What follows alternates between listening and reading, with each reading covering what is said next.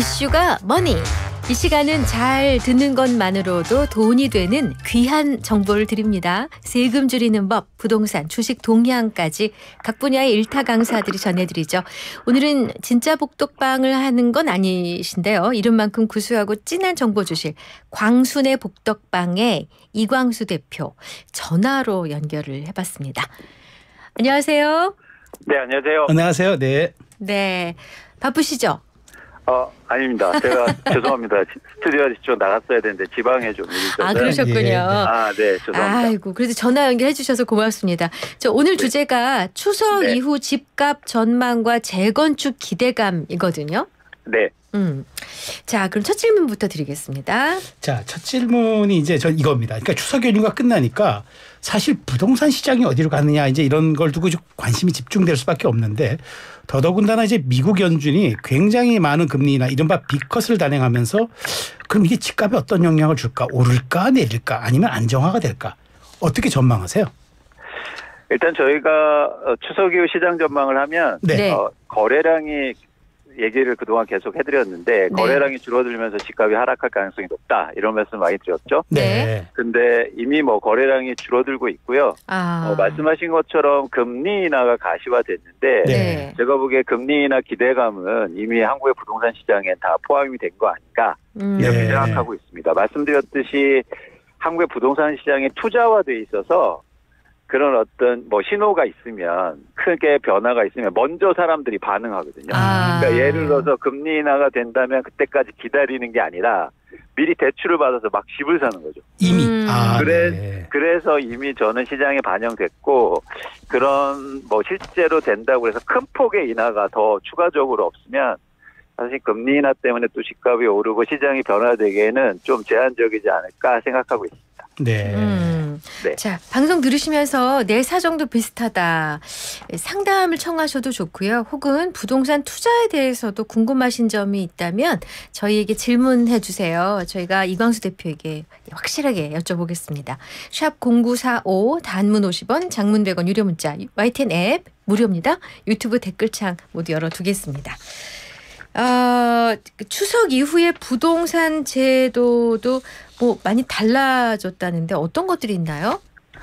그렇죠. 항상 이제 상반기하고 하반기에 달라지는 제도들이 있는데요. 네. 올해 하반기에 보시면 대출 규제가 조금 강화됩니다. 그래서 대표적으로 스트레스 DSR이 원래 7월에 적용되기로 했었는데 두 달 이제 미뤄졌다고 9월부터 본격적으로 이제 적용이 되고요. 그럼 여러분들이 주택담보대출 받으실 때 그동안 한도보다는 좀 감소할 가능성이 있어요. 그래서 저희가 전체적으로는 계산할 수 없지만 한 1억 원 연봉 받으시는 분이 한 5천에서 한 7천만 원 정도 대출이 감소할 수 있다 이렇게 보시면 좋으실 것 같습니다. 그다음에 또 하나는 뭐냐면 여러 가지 제도들이 바뀐데 조금 크게 시장에 미치는 거는 그렇게 많지는 않은데 그중에서 제가 주목하는 건 신축 비아파트 있잖아요. 대표적으로 빌라 같은 경우에. 그래서 이 주택을 매입하거나 가지고 계시면 양도세 계산할 때 주택수에서 제외해 줍니다. 그러니까 과거에는 빌라를 갖고 계셔도 이제 다주택자 규제가 들어갔는데 양도세를 더 내셔야 됐는데 올해 하반기부터는 빌라를 갖고 계셔도 그 주택수에서 넣지 않는다는 거예요. 그래서 이런 제도도 있고 또 하나 뭐냐면 저희가 주목해서 보는 건 신생아 특례 대출이 있는데 부부 합산해서 지금까지는 1.3억 원 연봉 이상이면 대출을 못 받았거든요. 그게 2억 원으로 인상됐습니다. 그러니까 상대적으로 고소득인 분들도 정부에서 하는 정책 대출을 받아서 내 집 마련하실 수 있다. 이런 제도들이 추석 이후로 좀 특징적으로 변화하는 모습입니다. 아니 근데요. 저기 대표님. 지금 말씀을 들어보니까 뜨거운 물에다 찬물 붓고 찬물에다 더물 붓는 것 같은 느낌을 언뜻 받았는데 그 이유는 아까 말씀 주신 것처럼 주택담보대출 그거 한도를 좀 줄였다면서요. 그렇죠? 그렇죠. 맞습니다. 한도를 줄였다고 하면은 주택을 사기가 어려운 조건이 된 건데 지금 빌라는 주택수에 넣지 않고 연봉 상한을 올려놓고 그럼 이건 또 사라는 거고. 앞에는 사지 말라는 거고 어쩌라는 거예요? 그러니까 지금 시행되는 정책들은 집값이 떨어졌을 때 나온 정책들이에요. 그러니까 하도 이제 시장이 급변하니까 이제 가격의 변동에 따라서 이제 정책의 혼란이 좀 있긴 한데 사실 그 지점이 말씀하신 게 굉장히 중요합니다. 뭐냐면 지금 대한민국에서 내 집 마련하는데 정책이 굉장히 빈번하게 바뀌기 때문에 네. 사실 불확실성이 큰 거예요. 그래서 장기적으로 계획도 세우고 뭔가 맞춰야 되는데 하도 뭐 집값도 움직이고 정책도 이렇게 변화가 심하니까 좀 내 집 마련이 굉장히 어려운 상황이고 이게 투자 관점에서 보면 이게 위험한 시장이라고. 네. 불안하죠. 네, 변동성이 크니까. 그런 측면에서 여러분들이 좀 유의하실 필요는 있어 보입니다. 네. 자, 이제 근데 서울 아파트 가격이 좀 오른다는 이런 얘기가 있는데 경기도 주요 지역의 아파트 매매가도 이제 좀 꿈틀거린다는 이제 보도가 많습니다. 그 중에서도 인덕원의 아파트가 최근 신고가도 나왔다고 하는데 왜 인덕원 지역이 이렇게 상승세를 타는 거죠? 그러니까 그 방향성을 여러분들이 읽으실 필요가 있는데 서울의 아파트 가격이 오르면 이어서 이제 경기의 주요 지역의 아파트가 가격이 좀 오르는 모습을 보이거든요. 네. 근데 그 중에서 지금 인덕원이 주목받는 이유는 인덕원의 신축 아파트가 많기 때문에. 아, 신축. 네, 그러니까 요즘에 실거주자들이 아파트를 매입하고 대출 받아서 수요가 거기에 몰리는데 아무래도 요즘 얼죽신이라고 들어보셨어요? 들어봤습니다. 네. 구축보다는 신축. 얼어 죽어도 신축이다. 그래서 이제 신축 아파트를 선호하니까 상대적으로 경기도에 수요가 가고 그리고 신축이 많이 모여 있는 이제 인덕원 같은 지역이 주목받는 이유입니다. 아니 신축이 많다는 건 이게 이제 특별히 또 다른 메리트 이익이 있나요? 인덕원 같은 경우에 저희가 GTX가 이제 개통된다는 이슈가 계속 이제 나오고 있는데요. 대표적으로 GTX 신호선이 이제 개통될 예정인데 인덕원은 확실히 교통 요지긴 합니다. 그래서 앞으로도 계속 이런 어떤 인프라들이 개통될 예정인데 사실 여러분도 다 뭐 아시다시피 이런 인프라들이 시간이 오래 걸리잖아요. 그렇죠. 원래. 그래서 그런 것들이 여러분들이 감안하실 필요가 있습니다. 근데 이렇게 그 원래 말씀하신 인덕원 신호선이 2028년 개통 예정이었는데 반년 넘게 첫 삽도 아직도 뛰지 못한 말하자면은 좀 장밋빛 미래인데 이런 게 이렇게 호재로 작용할 수도 있는 건가요? 그러니까 이게 보셔야 될 게 일시적으로 호재를 한번 반영했었고 그리고 뭐 이런 지연 이슈가 있으니까 인덕원의 아파트 가격이 고점 대비해서 굉장히 많이 하락했었어요. 그러다 보니까 다시 이제 수요가 들어가면서 또 GTX가 얘기가 나오고 있는데 말씀하신 것처럼 사실은 본질은 시간이 오래 걸린다. 개통되는데 그걸 여러분들이 감안하셔야 되고 특히 GTX 같은 경우에 예산이라든지 아니면 정부의 여러 가지 다른 부분하고 계획하고 얽혀져 있기 때문에 조금 더 여유 있게 보시는 게 맞지 않느냐 생각합니다. 그렇군요. 0872님이요. 이런 문자를 주셨어요. 주택 거래량은 반대 입장에서 보는 것이 중요합니다. 많이 샀다라는 것은 많이 팔았다는 의미죠. 다주택자들이 많이 처분했다는 소리일 겁니다. 이렇게 주셨거든요. 그렇죠. 맞습니다. 특히 이런 현상은 예를 들어서 올해 상반기에 서울의 아파트 거래량이 크게 증가했는데요. 8월에만 8,800건 정도가 거래되거든요. 8월에만요? 그러니까 이게 얼마나 갑자기 증가했냐면 예를 들어서 1년 전이나 2년 전에는 서울의 아파트 평균 거래량이 2,000건이 안 됐어요. 한 달에. 그러다가 거의 4배가 증가한 거죠. 세상에. 근데 말씀하신 게 되게 중요한데 그러면 이게 산 사람은 명확합니다. 그러니까 뭐냐면 가계대출이 증가하면서 샀기 때문에 실수요자나 무주택자 분들이 샀다는 거예요. 근데 이제 누가 팔았느냐가 중요하잖아요. 그렇죠. 그거 생각도 안 해봤는데. 그러니까 제가 저 지금 청취자분 말씀이 너무 좋은 것 같아요. 전문가적 발상 같아요. 그렇죠. 왜냐하면 제가 계속 강조하지만 세상을 두 눈으로 보셔야 된다. 그렇죠. 하나는 뭐냐면 살 사람이지만 하나는 누가 팔지. 그렇죠. 사실 그게 투자 관점이거든요. 누가 팔았을까요? 다주택자가 팔았어요. 다주택자. 아니 정확히 보셨네 그러니까. 다주택자가 팔았다는 거는 현금 유동성을 늘리겠다는 심산 아니겠어요? 그렇죠. 그리고 또 하나 뭐냐면 집값이 계속 오를 수 있을까? 이런 부분에 대한 우려도 했겠죠. 예를 들어서 집값이 계속 오른다고 전망하면 사실 투자 목적으로 집을 보유하신 분들이 팔 이유가 없지 않습니까? 그렇겠네요. 그래서 사실은 그런 현상들이 일어났고 근데 그게 지금 나타나고 있어요. 증거로 뭐냐면 다시 수요가 감소하면서 거래량은 감소하는데 매도 물량은 증가하고 있습니다. 서울의 아파트 매도 물량이요. 네. 한 달 전이나 2달 전에는 7만 5천 건 정도가 됐는데 네. 갑자기 8만 3천, 8만 4천 건으로 증가하고. 그러니까 집을 갖고 있는 사람들은 팔고 싶어 한다는 거예요. 어머. 그러면 이게 먼저 움직이는 소위 큰 손들이 어떻게 하나를 보고 따라가야 되는 거예요? 어떻게 해야 되는 거예요? 그러니까 그걸 막 저희가 일일이 따라갈 수는 없겠지만 네. 중요한 건 시장이 이렇게 변화구나. 그리고 조금 더 긴 안목으로 보실 필요가 있다는 거죠. 그렇군요. 알겠습니다. 자, 그 상담 사연이 도착해 있는데요. 사연을 저희가 읽어드리겠습니다.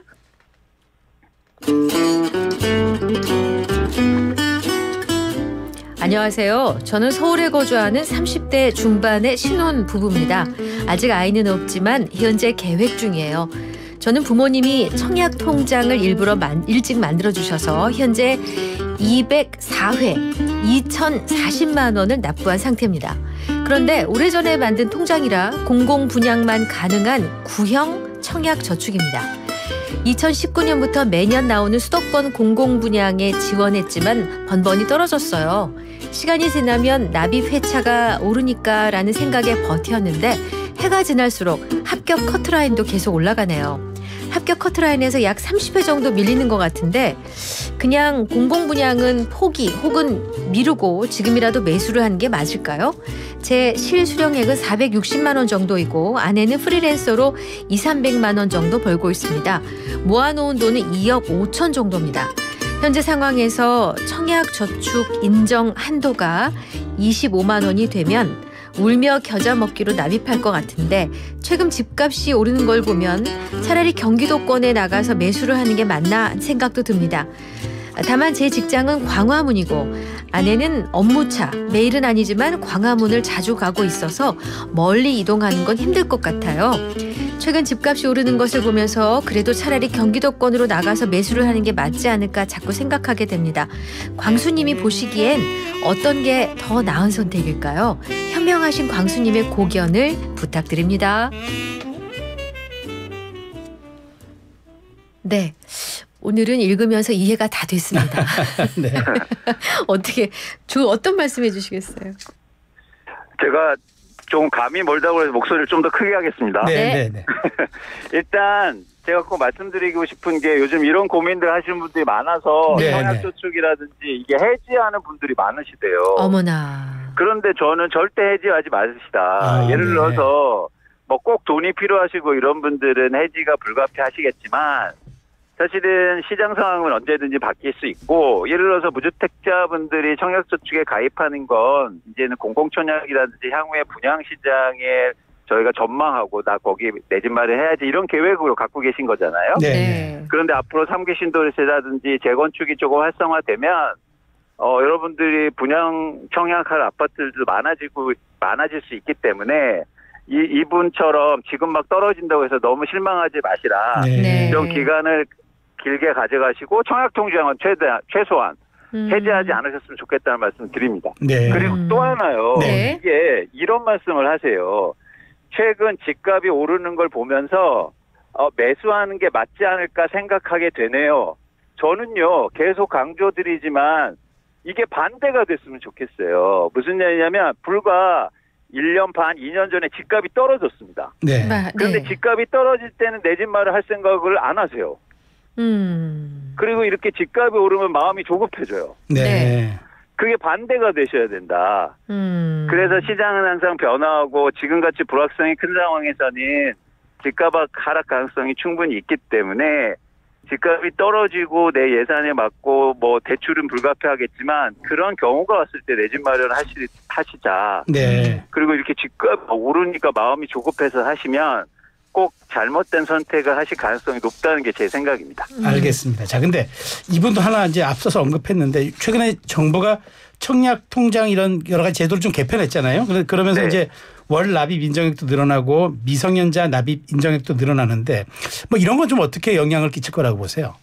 그거는 청년 세대라든지 청약저축을 일찍 이제 가입하신 분들이 상대적으로 점수가 안 되잖아요. 10만 원씩 인정하다 보니까 오랫동안 납부해야 되는데 그러다 보니까 기회가 너무 늦게 오니까 정부가 일종의 그런 어떤 불공정이라든지 네. 그런 공평성을 유지하기 위해서 사실은 납부 대금을 올린 거거든요. 네. 네. 그런 차원에서 지금 이런 분한테 오히려 도움이 주는 제도일 수 있다. 그래서 뭐 이게 금액이 물론 15만 원 늘어나 부담이 될 수는 있습니다. 예. 네. 그런데 요즘 이제는 청약저축에 대해서 금리도 조금씩 올려준다고 하니까 예. 뭐 생활에 크게 부담이 안 되시면 뭐 이게 꼭 그렇게 맞춰야 되는 게 적게 납부해도 되거든요. 그래서 그 부분에 대해서 뭐 크게 고민 안 하셔도 된다는 게 저희 생각입니다. 네. 그 좀 아까 말씀 중에 지금 반대로 가고 있다 사람들은 네. 올라가면은 그때 막 살려 그러고 떨어지면 관심을 덜 가진다라고 얘기하셨잖아요. 근데 네. 당장 이 여름 지나면서 다시 그 이제 매수세가 줄어들고 있다는 얘기 아까 하셨었죠? 네. 네. 그러면 지금부터 오히려 살 타임이라고 봐야 됩니까? 그렇죠. 이제부터 전 여러분들이 내집마련 계획을 좀 꼼꼼하게 잘 세워주셨으면 좋겠어요. 네. 급하게 생각하지 마시고 그 증거를 어디서 볼 수 있냐면 네. 서울의 아파트 거래량이 7월에 8,800건이 거래됐는데 예, 말씀 주셨고요. 근데 9월에 6,000건으로 감소했습니다. 아. 이제 2,000건이 넘게 감소했고요. 네. 그다음에 전 9월 같은 경우에는 거의 한 4,000건 정도밖에 네. 안 될 것 같아요. 네. 그것도 네, 이제 네. 시장에 수요가 많지 않다는 얘기고요. 그게 이제 하반기로 갈수록 결국엔 자산 가격이라는 게 수요가 가격을 형성하는 거거든요. 네네. 네. 수요가 줄어들면 그렇죠. 가격의 변화가 불가피하지 않을까 그런 생각을 갖고 있습니다. 그러면 지금의 하락 장세, 그러니까는 이런 시기를 어느 정도까지 보세요? 기간을 대략 어렵지만. 기간을 예측해 드릴 수는 없어요. 네. 근데 항상 변화하는 게 여러분들이 거래량을 잘 보셨으면 좋겠어요. 우리가 가격만 보잖아요. 네네. 그런데 진짜 전문가들은 거래량을 봅니다. 네. 그게 주식이든 부동산이든. 그렇군요. 네, 그래서 아까, 이제 거래량이 추세적으로 예를 들어서 계속 감소하는 구간엔 가격이 하향할 수밖에 없고 그렇군요. 예. 그런 변화가 당분간은 꽤 지속될 가능성이 있다 이렇게 보고 예. 있습니다. 네. 그러니까 매도 물량이 아까 많이 나왔다고 7만 5천, 8만 5천 얘기하셨는데 네. 실제 거래량이 6천 건 아래로 내려갔다는 건 이거는 네. 10분의 1도 안 되게 성사가 되고 있다는 뜻이잖아요. 그렇습니다. 그렇습니다. 그러면 좀 더 저렴한 가격으로 우리가 해볼 수 있다. 그렇죠. 그러니까 우리가 한번 상상해 보는 거예요. 무주택자분들이 내 집 마련 계획 하실 때도 내가 집이 있는데 한번 상상해 보시는 거예요. 내가 집을 예를 들어서 두 채를 갖고 있거나 아니면 투자 목적으로 한 채를 갖고 있는데 시장이 좀 불안해서 한 채를 내놓았습니다. 그게 네. 매도 물량 증가잖아요. 네네네. 근데 집을 부동산에 내놓을 때 어떻게 내놓으세요? 최근에 한 5억에 거래됐으면 내 집은 깨끗하고 층간소음 적으니까 5억 5천만 원에 팔아주세요. 그쵸. 이러실 거 아니에요. 그렇죠. 그래서 매도 물량 증가할 때는 이상하게 가격이 오릅니다. 근데 그게 거래가 되지 않는 가격이에요. 네. 그래서 여러분들이 예를 들어서 부동산원이라든지 이런 각종 지표들은 계속 오르네 이렇게 생각하실 수 있어요. 네. 근데 그건 거래가 되지 않으면 실제로 시장 가격은 그렇죠. 아닙니다. 네. 그렇죠. 근데 그렇게 5억 5천에 내놨는데 보러 오는 사람이 없으면 네. 어떻게 하실까요? 어떻게 하실 거예요? 그러면 내려야죠. 가서 왜 우리 집만 안 보러 와? 그러면은 요즘 수요가 없습니다. 그 가격에. 그러면 어떻게 3천만 원 내려볼까? 깎겠죠. 예. 그러니까 이게 가격이 내려가는 출발점은 매물의 증가예요. 네. 네, 그래서 매물이 증가한 다음에 이제 호가가 내려가겠죠. 네. 그래서 호가가 충분히 내려가면 누군가 또 살 사람이 생긴단 말이에요. 예. 그럼 어떻게 됩니까? 가격이 떨어지면서 거래량이 증가하는 구간이 반드시 나와요. 그렇군요. 이걸 잘 봐야 파도를 되겠네. 타는구나. 잘 봐야 되겠네요. 네. 알겠습니다. 자, 그러면 저도 아파트 얘기 말고 좀 빌라 얘기도 하나 좀 여쭤볼게요.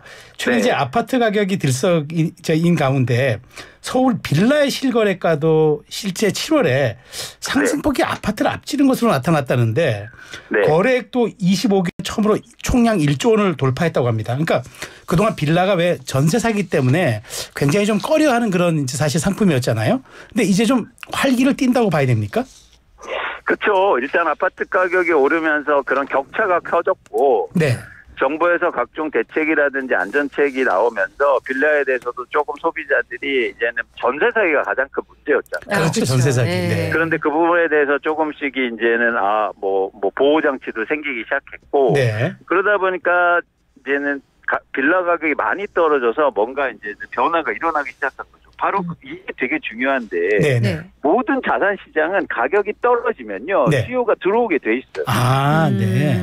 네, 그게 뭐 빌라든 아니면 그게 주식이든 어떤 뭐 아파트든 할 것 없이. 네.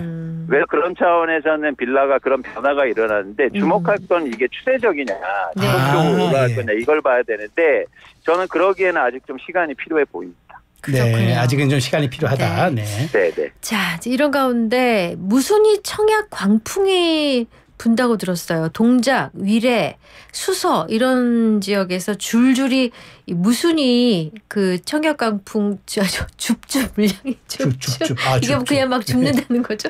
줍줍 물량이 쏟아진다면서요. 그렇습니다. 거기 두 가지 원인인데 네. 하나는 뭐냐면 일단 분양가 상한제가 적용된 아파트들의 수요가 이제 몰리잖아요. 네. 그리고 분양가 상한제가 적용된 지역이 많지 않으니까 일단 네. 수요가 몰리면서 그렇게 이제 예를 들어서 관심이 많아지는 거고요. 두 번째는 뭐냐면 그렇게 청약에 당첨됐는데 실제로 계약을 이루어지지 못하는 경우가 증가하고 있습니다.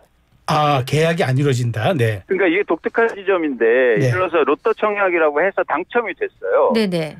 그런데 계약을 못 하시는 분들이 많아지고 있다는 거예요. 네. 그러면서 이제 무순위 청약이라든지 뭐 이렇게 선착순 이런 분양들이 나오고 있거든요. 네. 근데 저희가 생각할 필요가 있어요. 왜 로또 청약을 당첨됐는데 왜 계약을 못하지? 그러니까요. 그건 네. 돈이 없어서입니다. 그러니까 이게 제가 직설적으로 말씀드렸는데 자기 사실 한국의 부동산 시장을 이해하시는데 여러분들이 굉장히 중요한 이게 키워드인데 네네. 제가 계속 말씀드리지만 부동산은 사고 싶은 마음이 아니라 살 수 있는 사람이 중요하다. 살 수 있는 사람. 네네. 그런데 그게 분양가 상한제가 적용이 되든 어쨌든 아파트 가격이 굉장히 높게 올라 있기 때문에 그걸 감당해낼 수 있는 수요가 시장에 많지 않다는 걸 지금 보여줍니다. 대출이 껴도. 네. 네. 그래서 대출이 계속 증가하지 않으면 네. 그러니까 8월에만 가계대출이 주택담보대출로만 증가가 9조 원가량 되거든요. 네. 이렇게 증가하지 않으면 사실 집값을 올릴 수 있는 유효 수요가 시장에 많지 않다는 걸 여러분들 꼭 아실 필요가 있습니다. 네. 그러니까 우리 부동산을 얘기할 때 여러분 모두 다 서울에 살고 싶죠? 강남에 살고 싶죠? 그렇습니다. 다 살고 싶죠. 근데 그게 다 수요가 아니라는 거예요. 뭐냐면 살 수 있는 수요여야 된다. 네네. 그런 살 수 있는 수요가 시장에 많지 않다라는 걸 청약받았는데도 계약을 못하는 걸 보면 저희가 단적으로 이제 알 수 있는 겁니다. 네. 그렇군요. 자, 이제 재건축 상황도 한번 살펴보겠습니다. 그 재건축 아파트가 그러니까 한동안 신축 아파트 인기가 높았는데 최근에 이제 재건축에 대한 기대감도 좀 꿈틀댄다고 그럽니다. 그러니까 올해 3분기 들어가지고 30년 초과된 노후 아파트 거래가 증가했다는 거는 미리 좀 사두겠다. 재건축에 대한 기대가 반영됐다. 이렇게 봐야 되나요?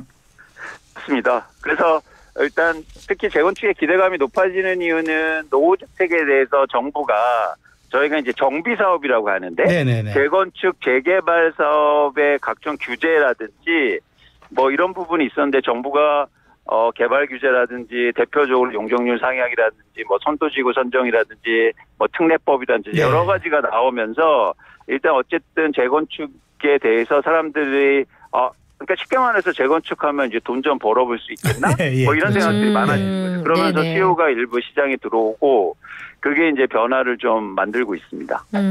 그렇군요. 근데 아까 저는 계속 말씀 중에 궁금한 게 생겨서 하나만 여쭤볼게요. 아까 그 다주택자가 집을 많이 팔았다고 했잖아요. 네. 비싸게. 근데 지금 집값이 떨어졌잖아요. 떨어지고 있잖아요.